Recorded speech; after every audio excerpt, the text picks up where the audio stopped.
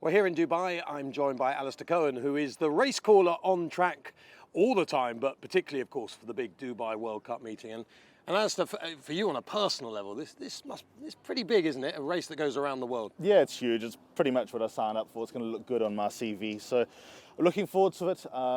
It happens to be a very strong renewal of Dubai World Cup. Now, the last couple of years, for obvious reasons, haven't quite been what they'd hoped it to be, but it's great to have comers from all around the world. I think 13 different nations represented here on Saturday night. Yeah, it's really exciting stuff. I want to talk to you a little bit just about the Group 1 races on the card. Starting off with the Quoz Sprint. It's at 1:35 on Saturday UK time. And Godolphin have dominated the build-up. Usually they don't dominate Dubai World Cup nights so much, but in this particular race, it does look as though Charlie Appleby holds the key with Man of Promise and Creative Force. Man of Promise drawn 12, Creative Force drawn 9, so they're sort of middle to high. Just on the draw front, is there a good draw to have in this sprint? It seems like this season there has been. In past years, the inside or middle inside was perceived to be the better side. There's no doubt that this season, outside rail, Golden Highway. Right. So that certainly stands Man of Promise in good stead. At least Creative Force from the middle, there will be options. I don't think you're dead and buried in the middle. I just think the way that things have gone so far this season, hard up on the outside is probably the better place to be, exactly where Man of Promise was on Super Saturday. So from that perspective, maybe Man of Promise has an extra tick in his box. Yeah, Man of Promise, Creative Force, Sways are in a case of you. Back home are the four who top the market. They've all got pretty high draws. It's interesting that Naval Crown is in 2 and our next favourite in our list, but it sounds like what you're saying is you could almost double the price of Naval Crown, just perhaps he's drawn 2. Yeah, I think there'll probably be a fair way of looking at it, but on World Cup night, you'll probably find a little bit more attention given to what's going up the inside as well.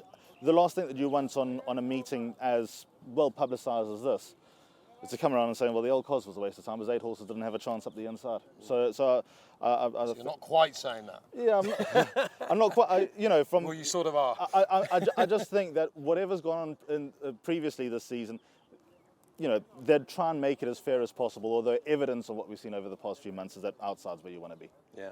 And remember, there are always exceptions to the rules, so it's not an exact science, this game. The Dubai Golden Shaheen is on the dirt over 6 furlongs, and that features quite a few horses that we're not quite so familiar with. Drain the Clock seems to be popular in the markets, Meras as well. These are mostly horses that we don't know much about in Europe. Yeah. What can you tell us? Well, there are quite a few that we haven't seen in the UAE so far this season. Al Tariq's been around the block, Eastern Worlds on the back of a good win. Everfast is a nice horse. I don't know whether he's quite nice enough here. Miros has had an unbelievable season. He went flat out last time and was able to last. Antonio Fraser's had a big season. So I'd say of the horses that we've seen so far in the UAE, probably Miros could be the leading light, although Al Tariq's got ability. I don't think he's quite been at his A game, but he might well be saving it for Saturday evening. I think the talk around Dr. Shivel is pretty encouraging.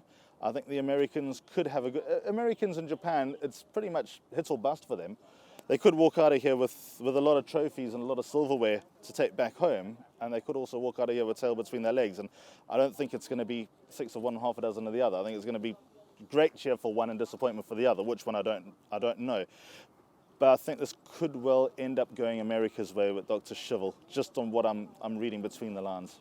Okay, 3:20 is the Dubai Turf. Group 1, 1 mile furlong on the good ground here, and there was a time when I think European trainers just thought, oh, we'll go and win the turf. It's a bit like at the Breeders' Cup, we'll go and win the turf.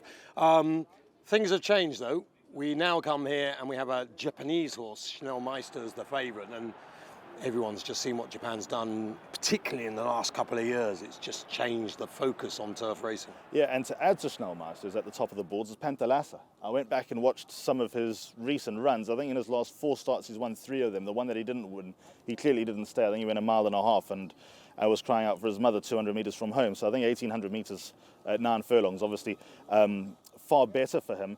He's got one style of running. He'll be far clear down the side of the course. Whether he'll be able to sustain that on a turf track that doesn't seem to favour front runners quite as much, certainly not as much as the dirt track, right. I don't know, but I've been impressed with what I've seen on the replays from Pantalassa.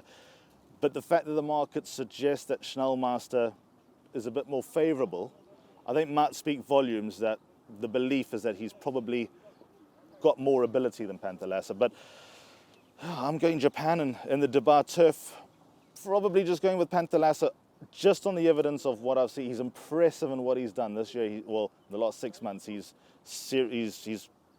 furnished into a serious racehorse.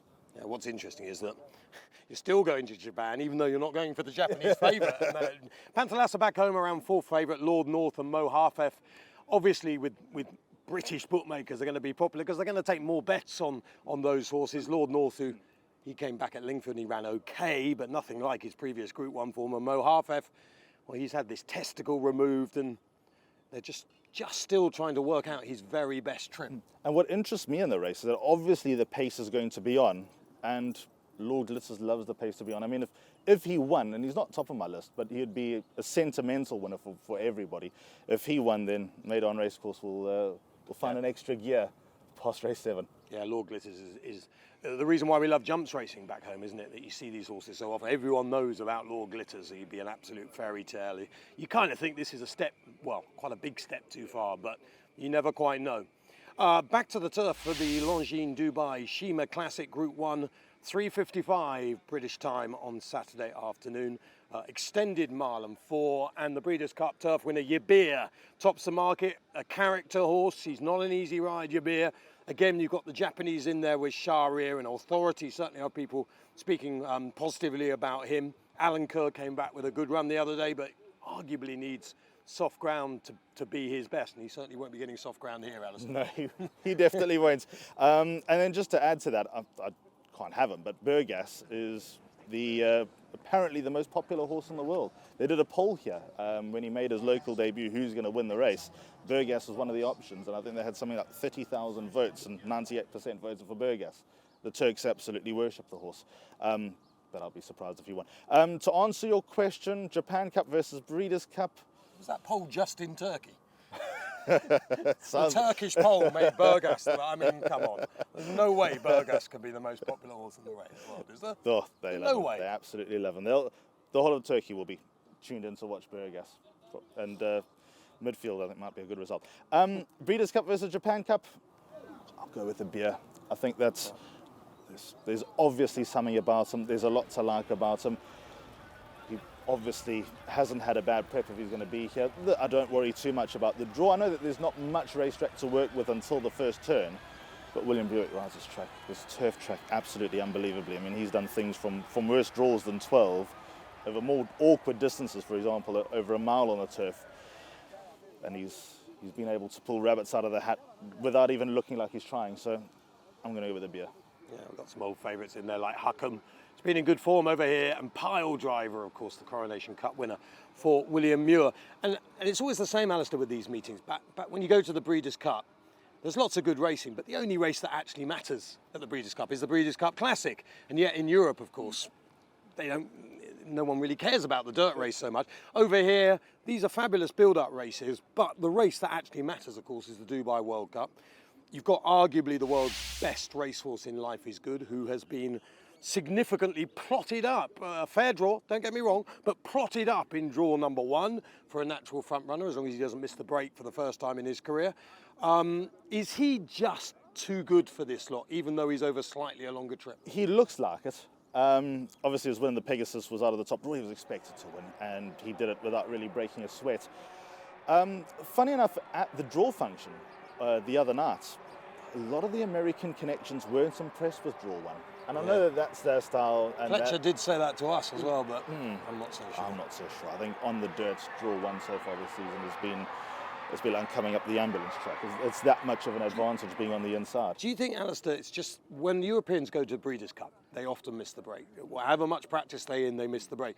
Do you think just the fact Life is Good hasn't been to Meydan just makes them feel that if he is going to miss the break, this will be the time?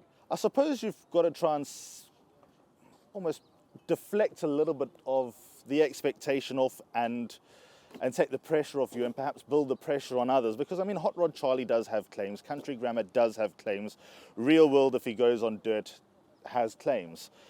So perhaps just to try and deflect a little bit of the pressure, deflect a little bit of the attention onto the others. The way the race is going to run, I don't think it matters if Life is Good is going to miss the break, because Hypothetical's best chance of winning, not that I think he's got a top 4 chance, but his best chance of winning is to go to the front. The pace is going to be on. And provided hypothetical isn't falling back onto Life is Good at the top of the straight, then I can see no reason why Life is Good won't win. You think he's just the best, yeah? I think he's the best, yeah. Wish you good luck with the call on Thanks, Saturday. Matt. Give us a big one. Want to give us a yeehaw inside the final half of furlong? I'll leave that to you. But yeah, I'm seriously looking forward to the Dubai World Cup. And it's an absolute pleasure to have met you as well. Cheers. Not many say that. Thanks, Alistair.